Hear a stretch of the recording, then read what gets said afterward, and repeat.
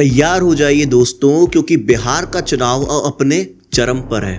अब भले ही बीजेपी के चाणक्य माने जाने वाले अमित शाह हर टीवी चैनल पर बैठकर बस यही बोल रहे हो कि सरकार तो हमारी ही बनने जा रही है, लेकिन जमीनी हकीकत कुछ और बताती है। बीजेपी कई सीटों पर बुरी तरह फंसी नजर आ रही है।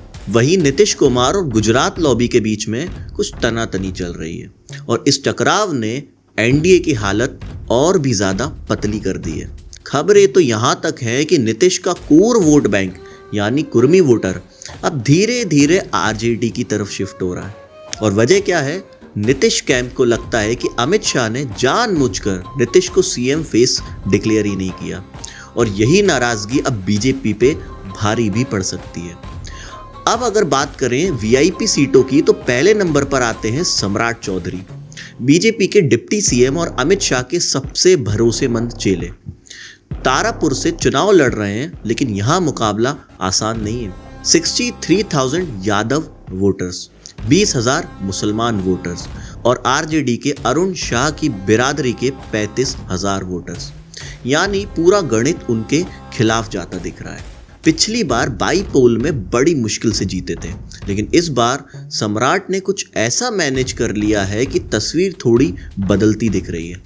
बताया जा रहा है कि वीआईपी पार्टी के उम्मीदवार ने आखिरी वक्त पर अपना नॉमिनेशन वापस लेकर खुलकर सम्राट का समर्थन कर दिया है।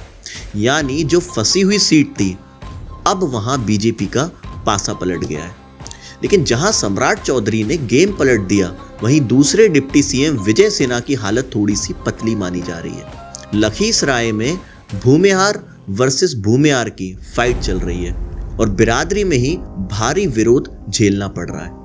लल्लन सिंह, गिरिराज सिंह जैसे बड़े बड़े नेता वहां कैंप कर चुके हैं, लेकिन विजय सिन्हा के लिए जमीन अभी वहां थोड़ी सी खिसकी हुई है। पुराने झगड़े इतने गहरे हैं कि लोग अब खुलकर बोलने से भी नहीं डर रहे हैं। कहा जा रहा है कि ललन सिंह खुद विजय सिन्हा को हराने की रणनीति में जुटे हुए हैं। अब आते हैं पटना साहिब की ओर।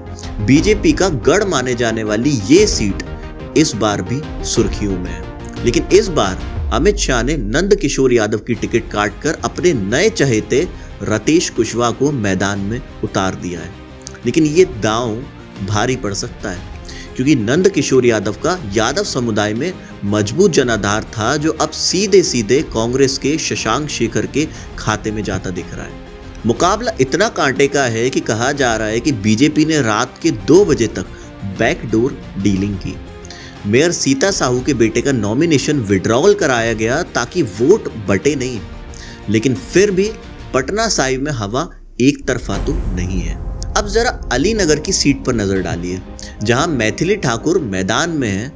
बीजेपी की युवा चेहरा और सोशल मीडिया की सेंसेशन सामने है विनोद मिश्रा, लेकिन अब आरजेडी के टिकट पर चुनाव लड़ रहे हैं और यहीं पर असली ड्रामा है, क्योंकि मैथिली ठाकुर का बीजेपी कार्यकर्ताओं में ही विरोध हो रहा है। यादव और मुस्लिम वोट पहले से ही महागठबंधन के साथ बताया जा रहा है।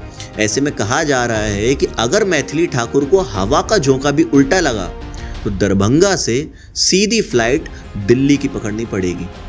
अब आते हैं लालू के परिवार पर। राघवपुर से तेजस्वी यादव एक बार फिर मैदान में है और मानकर चलिए कि जीत लगभग पक्की ही है। फर्क सिर्फ मार्जिन का होगा।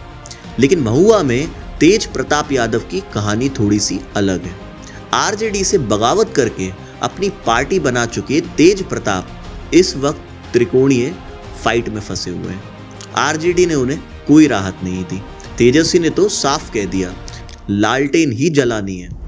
राबड़ी देवी भले ही दिल से बेटे की जीत चाहती हूं, लेकिन जमीनी हकीकत यह है कि तेज प्रताप के लिए लड़ाई बेहद मुश्किल है। और अब बात करते हैं मोकामा की, जहां बाहुबली अनंत सिंह की गैर मौजूदगी ने पूरा खेल बदल दिया है। दुलार चंद यादव की हत्या के बाद अनंत सिंह जेल में है और वहीं लल्लन सिंह पर भी एफआईआर दर्ज हुई है। आरजेडी के सूरज भान यहां फुल फॉर्म में है और सत्ता का पलड़ा उनके पक्ष में झुकता साफ दिख रहा है। यानी बिहार की ये सीट अब एक नए बाहुबली के तलाश में है। कुल मिलाकर तस्वीर साफ है, बीजेपी के हालात गंभीर नजर आए। अगर एक्सपर्ट्स का माने तो 48 सीटों में से कम आधी सीटों पर स्थिति डगमगाई हुई है। हाजीपुर, मुजफ्फरपुर, बेगूसराय, सीवान, दरभंगा, सहरसा, बक्सर, दीघा और अलीनगर जैसी सीटों पर बीजेपी बैकफुट पर है। गुजरात लॉबी का प्लान उल्टा पड़ता दिख रहा है और नीतीश का साइलेंट रिवोल्ट इस बार एनडीए को अंदर से तोड़ रहा है।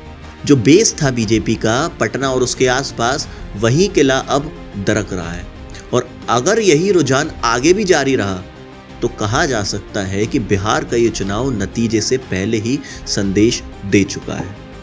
इस बार जनता चुप तो है, लेकिन वोट की चोट बहुत गहरी होगी।